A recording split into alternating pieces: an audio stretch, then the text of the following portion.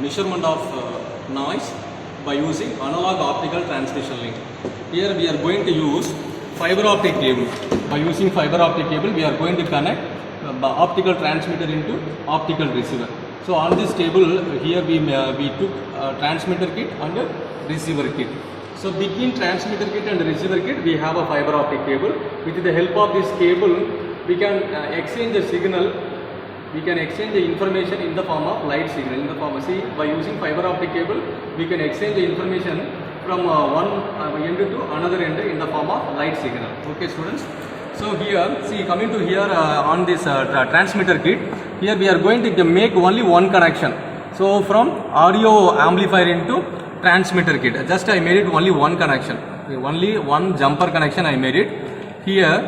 So here we have one metal node, here also we have one metal node. These two metal will act as a ground connection. One is a positive terminal, another one is a negative terminal, it acts as.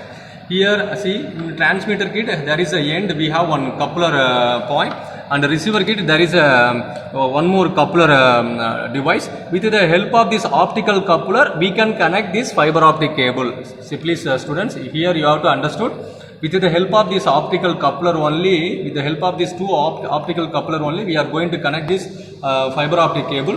Then only the information we are going to transmit from transmitter kit to receiver kit. So across receiver kit here we are going to connect, what is that, maybe mic or headset or any by using loudspeaker or mic. Here we are going to connect mic or loudspeaker. We are going to hear the noisy signal.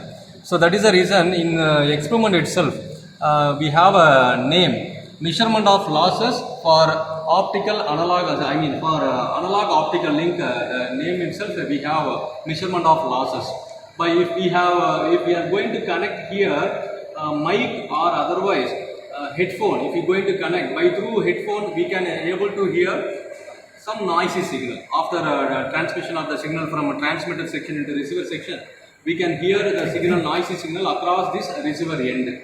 Okay students, right? So here also see coming to this transmitter kit, bottom of that diagram which indicate power supply section, above this amplifier section, this one is what is that, transmitter section. Coming to here, same, bottom we have a power supply section. So above the power supply section we have a receiver section. So here across across load terminal, I mean across receiver end, we are going to get the output with the help of mic or headphone, or otherwise by using oscilloscope. So what is our experiments? Measurement of losses for analog optical link by using fiber optic cable. We are going to analyze the optical analogs. We are going to calculate the value of analog signal before transmission, after transmission. So by using this CRO we are going to analyze the signal. So by using this signal we are going to calculate the value of amplitude as well as a time period. Remember this point. By using analog optical link, we are going to, for your curriculum, we are going to calculate the value of amplitude value as well as time period value. So if you want to calculate this, if you want to calculate this signal amplitude and as well as time period, use the formula. So what is the calculation of amplitude? If you want to find the value of amplitude, use the formula y-axis value total. See here, see every one of you students here clearly. See from bottom to top. So how many? Identify the peak value. Identify the peak value. So each box it contains one unit. So it contains first one box, second box, and the signal is approximately going to cross third box starting. So that 1, 2, 2.2 maximum peak value is 2.2. When you are going to calculate the value of amplitude value, this y-axis value into volt per division. See this knob actually where it is. This knob is, yes, for example, this knob is for example 2 volts. But we are getting the y-axis value here. For example, 1 unit. I mean 1 volt. 1 into 2, 2 volt.